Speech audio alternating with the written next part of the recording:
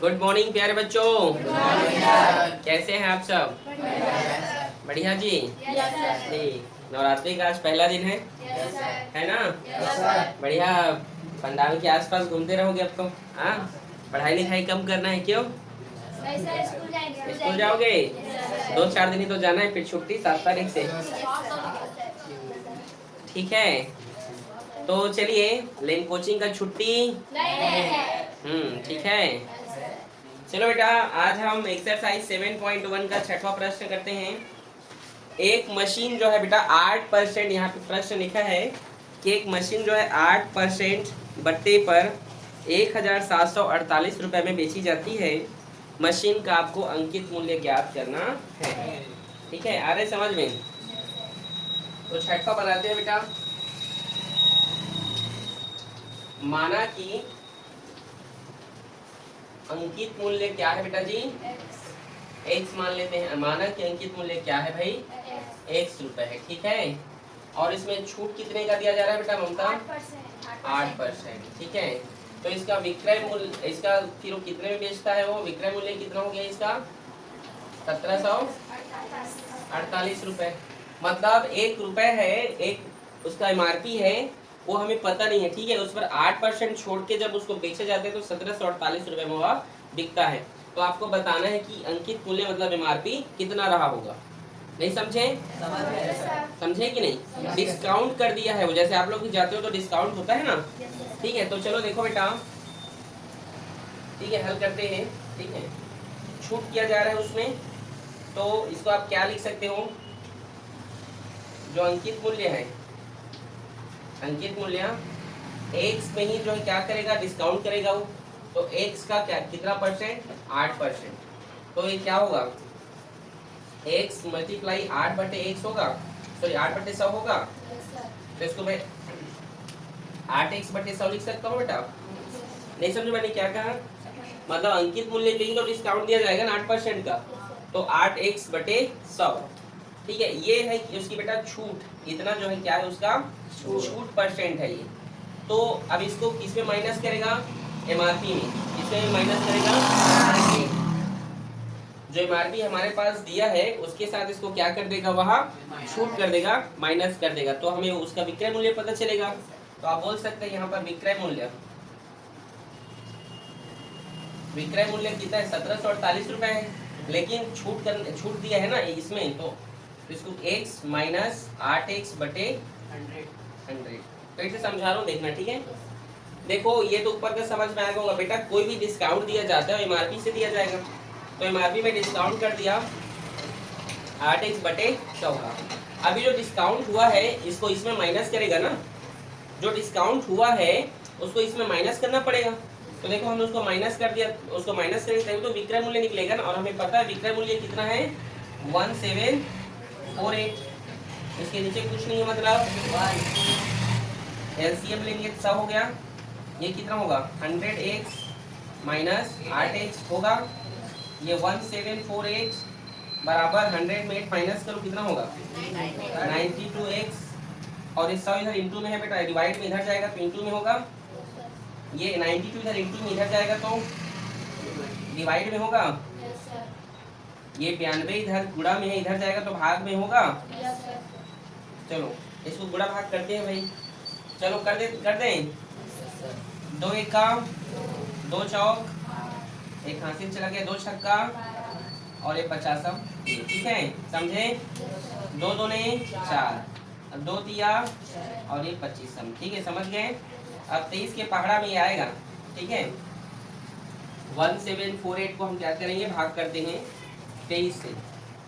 तो ये नंबर छोटा है, ये बड़ा है, तो हमें 3 नंबर लेना पड़ेगा। 23 का पहाड़ा तो नहीं आता होगा आप लोगों को भी, नहीं आता ना। 23 5 करते हैं, 5 तिया 15, एक हासिल, 5 दूने 10, 11, 115 और लगेगा नहीं। 9 से करते हैं, 9 तिया 27। ठीक है, 2 हासिल, 9 दूने 18, 19 से 20, ज्यादा हो गया नहीं। 8 से करें, 23 गुणा 8 करते हैं, 8 तिया 24। ठीक है, 8 दूने 17, 18, ये भी ज्यादा हो गया। ठीक है, 7 से करते हैं। हाँ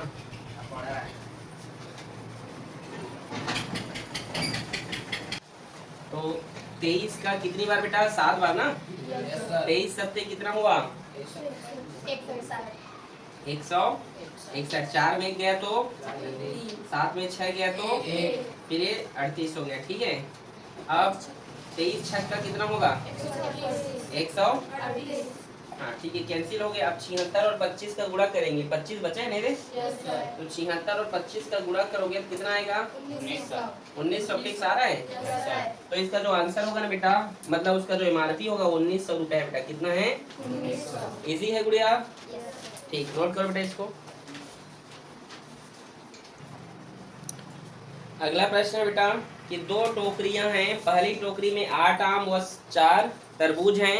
दूसरी टोकरी में 14 आम 7 तरबूज हैं। पता करें दोनों टोकरियों के फलों का अनुपात समान है या असमान। ठीक है, और क्या बोला है? बस इतना ही ना। ठीक है, 7वां है ना। पहली टोकरी में कितने आम हैं? 8 आम है 8 और क्या है? 4 तरबूज है 4। ठीक है, और दूसरी टोकरी में 14 आम है 14 नहीं, और तरबूज है 7। तो इस बराबर है कि नहीं? 4 एक कम 4 और 4 दूने 2 अनुपात 1 हो गया। ये भी जो है बेटा अनुपात में लेते हैं इसको। ठीक है, तो ये 2 अनुपात 1 ये भी हो गया। 7 एकम 7 7 दूने 14, तो समान है भाई ये तो। ठीक है, कुछ है क्या? ये कुछ नहीं है। ठीक है, इसको तो आप लोग समझ जाओगे। ठीक है, इसको मिटा दे रहा हूँ। ठीक है, 8वां प्रश्न देखते हैं बेटा। 8वां प्रश्न कहता है निम्नलिखित वस्तुओं को खरीदने पर यदि 5% बिक्री कर जुड़ता है तो प्रत्येक का विक्रय मूल्य ज्ञात कीजिए। ठीक है, 8वां अच्छा प्रश्न है। ये बिक्री कर जुड़ेगा। ठीक है, बिक्री कर कितना है? 5%। ठीक है, पहला कंडीशन क्या है? शर्ट है ना। शर्ट कितने का है?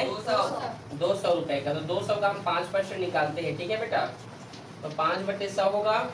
0 0 0 0 कैंसिल हो गया और 5 दूने 10। तो विक्रय मूल्य निकालते हैं। विक्रय मूल्य इसमें जोड़ दीजिए। जो वैल्यू निकल कर आया है जो कर उसको एमआरपी के साथ जोड़ देंगे। कितना होगा? 210। समझ में आया? ये 10 को इस 200 के साथ जोड़ोगे तो इतने वो बेच रहा है। ठीक है, दूसरा कंडीशन क्या है? बोलो। 30 रुपए प्रति किलोग्राम की दर से 5 ग्राम। 30 किलोग्राम क्या बोला है? शक्कर। 30 किलोग्राम शक्कर का क्या बोला? बोलो। प्रति किलोग्राम। क्या क्वेश्चन है जी? आप लोग कंफ्यूज कर। 30 रुपए है वो। 30 रुपए 30 रुपए अब प्रति किलोग्राम शक्कर। तो कितना शक्कर है? 5 केजी। तो 5 केजी शक्कर का मूल्य कितना होगा? 1 किलो का 30 रुपए है। तो 5 किलो का 5 गुणा 30 कर दो। कितना हुआ? 150 हुआ। अब 150 का 5% के साथ क्या होगा? तो भाई इसका 5% कितना होगा? तो गुणा कर दो। देखिए इस प्रकार से 5 का 5/100 का गुणा कर देंगे। 0 से 0 कैंसिल। 5 से कम 5 दूने 2 एक कम 2 सत्ते 14 और ये 15 है तो दशमलव लगेगा और दशमलव लगेगा तो एक बचा तो 10 हो गया और 2 पंचे 10। समझे कि नहीं? अरे ये 15 है, 2 से भाग करोगे 2 सत्ते 14 हो गया। एक आया दशमलव लगाए 10 हुआ। 2 पंचे 10। समझ गए? समझ गए ना? तो ये कितना है? 7.5 आया। अब इसको इसके साथ जोड़ दीजिए 150 के साथ। तो क्या होगा? इसका जो विक्रय मूल्य होगा 157.5 और 0 कर दीजिए उसको, क्योंकि दशमलव बाद यदि 5 है तो मतलब 50 है। ठीक है, 0.50 पैसे। ठीक है, ठीक है भाई, ये इसका विक्रय कर। ठीक, नोट करो इसको। अगला प्रश्न है बेटा, सरिता ने एक कूलर 15% कर सहित 5,750 रुपए में खरीदा। कर के जुड़ने से पहले कूलर का मूल्य ज्ञात कीजिए। ठीक है, माना कूलर का अंकित मूल्य क्या है? 100 है। माना कि देखो क्वेश्चन को पहले समझा दो। क्या देखो, सरिता नाम की एक लड़की जो है कूलर खरीदी है। ठीक है, तो कूलर को जब उसने खरीदा तो क्या बोल रहे हैं? ये बोल रहे हैं कि कूलर का जो रेट है टैक्स के साथ पड़ा है 5,750 रुपए।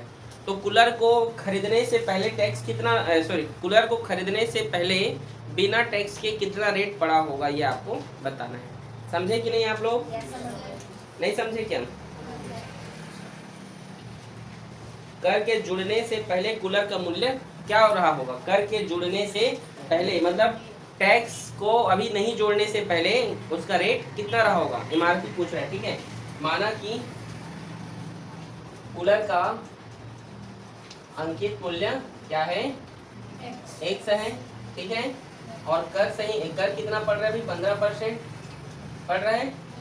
तो इसको कितने में बेच रहे हैं? उसको कितने में बेचा गया? 5,750 रुपए। ठीक है, तो यहाँ पे आप ये बोल सकते हैं, तो जो अभी हमारे पास जो अंकित मूल्य में हम वो छूट करेंगे ना, मतलब जो टैक्स लगाया जाएगा, जो टैक्स दिया जा रहा है वो अंकित मूल्य पर दिया जाएगा, अंकित मूल्य पर दिया जाएगा ना। नहीं समझे?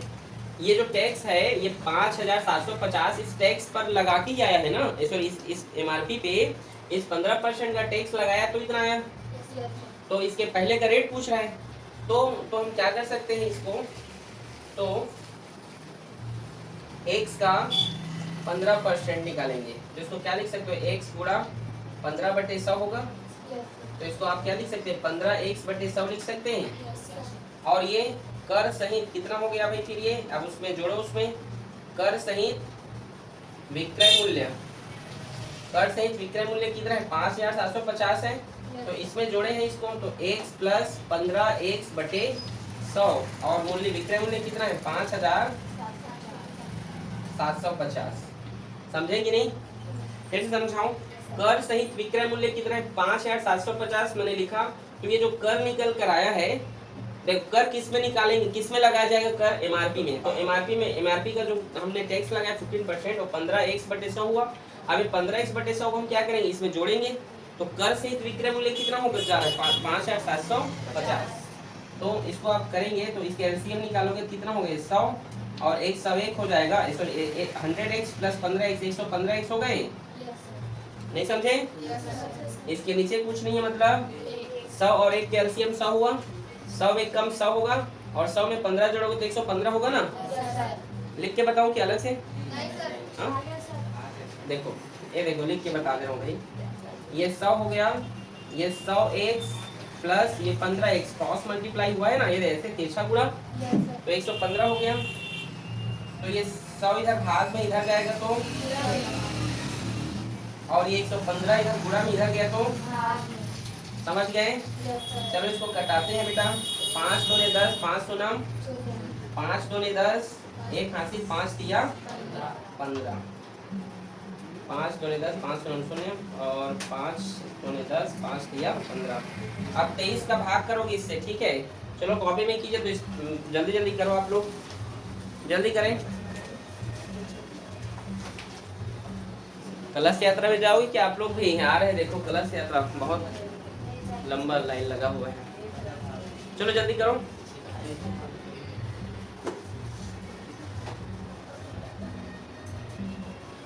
जल्दी करो बेटा, जल्दी फटाफट।